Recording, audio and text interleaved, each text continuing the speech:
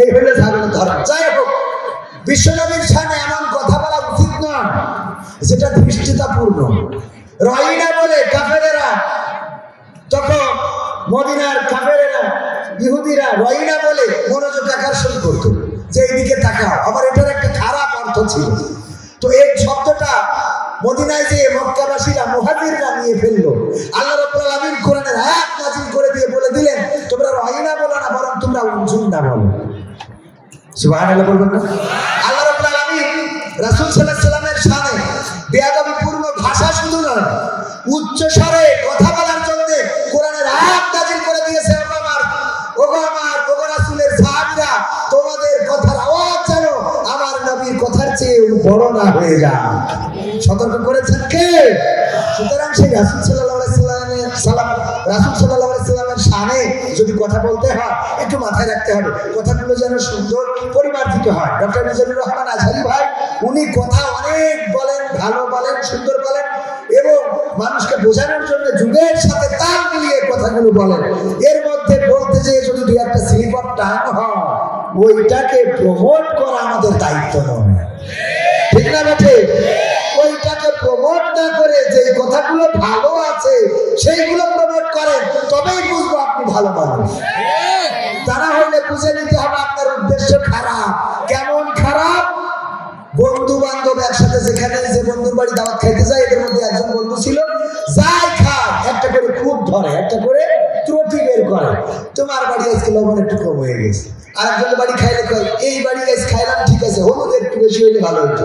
আরেকজনের বাড়ি খেয়ে কয় এই বাড়ি খাইলাম ঠিক আছে, মরিচটা আর একটু কম হইলে ভালো হইতো। এইভাবে ওর কাজই হলো যে একটা ভুল ধরবে আর এক খুব ধরবে। তো এক বন্ধু খুব কায়দা করে সুন্দর করে সব কমপ্লিট সুন্দর করে রান্না করেছে যেন ওই বন্ধু কোনোভাবে ভুল ধরতে না পারে। বন্ধুর বলছে, দোস্ত আজকে খাওয়ার পরে বলো তো কেমন হয়েছে? বলছে, দোস্ত একদম 100 কোনো জায়গায় কোনো ত্রুটি নাই। লবণের জায়গায় লবণ, হলুদের জায়গায় হলুদ, মরিচের জায়গায় মরিচ, পানির জায়গায় পানি, ঝোলের জায়গায় ঝোল, গোশের জায়গায় গোশ, কোনো জায়গায় কোনো অভাব না। তবে একটা কথা মাথায় রাখবা, এত ভালো ভালো না, এত ভালো ভালো না, এটা যেন মাথায় থাকে। তো আমাদের অবস্থা হলো মিজানুর রহমান আজহারি ভাই যখন বাংলাদেশে এসে তাওহীদি জনতার নিয়ে এই জনস্রোত কোরআনের মেসেজগুলো পৌঁছে দিচ্ছেন, রাসূল সাল্লাল্লাহু আলাইহি ওয়াসাল্লাম তার সাহাবায়ে কেরাম তাদের মেসেজগুলো পৌঁছে দিচ্ছেন। এর মধ্যে স্লিপ অফ টাং, ছোটখাটো ভুল, সেটাকে নিয়ে যারা প্রমোট করে ওরা হলো এত ভালো নয় ওই দলের লোক, ঠিক না বেটা?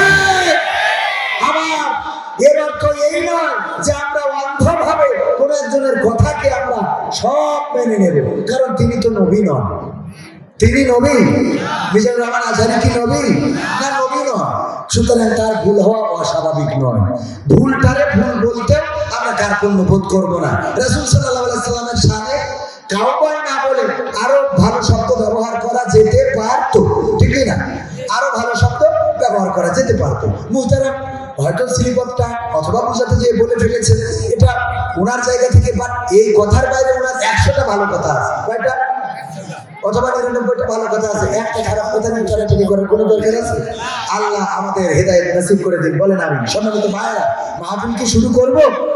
আপনারা শুনতে রাজি আছেন? শুনতে রাজি কারা কারা দেখতে চান? নারে তাকবীর, আল্লাহু আকবার, আল কোরআনের আলো, আল হাদিসের আলো, আমার নেতা তোমার নেতা, নারে তাকবীর। পবিত্র কোরআনের সূরা সফাত 2 এবং 3 নম্বর আয়াতের কথা বলেছিলাম। এই আয়াতের প্রেক্ষাপট নিয়ে আমার একটা গান আছে, শোনাবো? এমপিরা সব কোথায় গেল, মন্ত্রীরা সব কোথায় গেল, কোথায় তাদের কাকা, তাদের সারা দেশটা এখন লাগে ফাঁকা ফাঁকা, ঠিক না বেঠে? পালাবো না, প্রয়োজন হলে ফখরুলের বাসায় গিয়ে উঠবো। ঠাকুরগাঁয়ে বাসা আছে না, জায়গা দেবে? পালাবে না, যাই না তবু দেখা, পালাবে না, যাই না তবু দেখা, তাদের সারা দেশটা এখন লাগে ফাঁকা ফাঁকা। আইন মন্ত্রী আটকে গেল আইনেরই ফাঁকে, দাড়ি ছাড়া তোর দেশের ভণ্ড ভণ্ড লাগে। ঠিক আছে, আইন মন্ত্রী আটকে গেল আইনেরই ফাঁকে, দাড়ি টিকটকে ফেসবুকটা কি মনিটাইজেশন করেছে? রিলসে ভিউজ কেমন হয়? আপনি আসে কয়বার টাকা তুলেছেন? কোন ব্যাংকে কোন ব্যাংক অ্যাকাউন্টে অ্যাডসেন্সটা আপনি অ্যাকাউন্ট দিয়ে রেখেছেন? কথা কয় আপনি কি কাপড় ভোলাপ করতে পারবেন? হ্যাঁ, আমি অনেক করেছি, বিয়ের আগে থেকেই করি। বিয়ের আগে থেকে কাপড় ভোলাপ করে।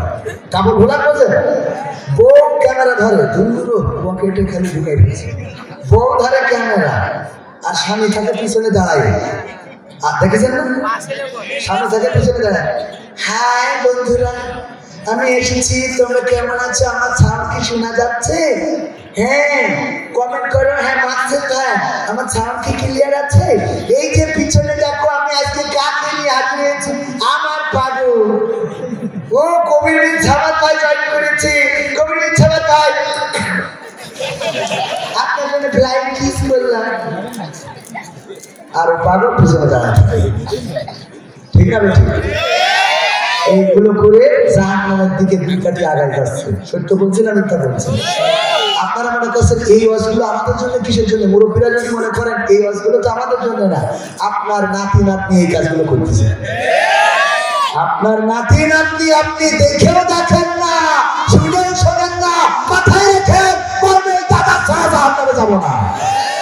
আপনি মনে করছেন আমার কি করে আছে, বয়স হয়ে গেছে, ও যা পারে করুন, আমি কি বলবো বাবু?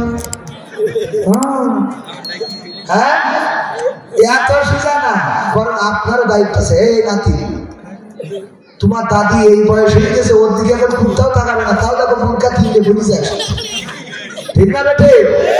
আর তুই যে অন্তত তুলে নিয়ে যাবে, তোর পাট খেত মারবে না।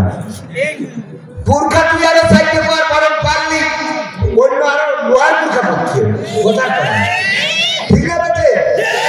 আর সেগুলো না করবো আমার বয়স।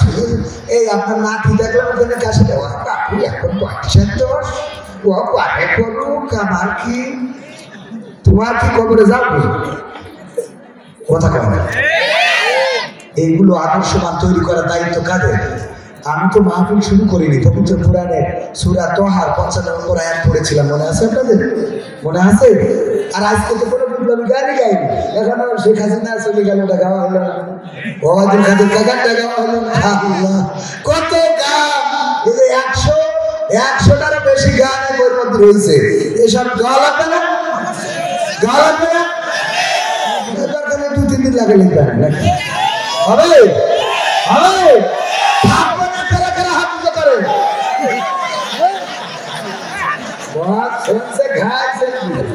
থাকবো না, কারা কারা হাত উঁচু? তাহলে সহ্য না করে মারা যায়।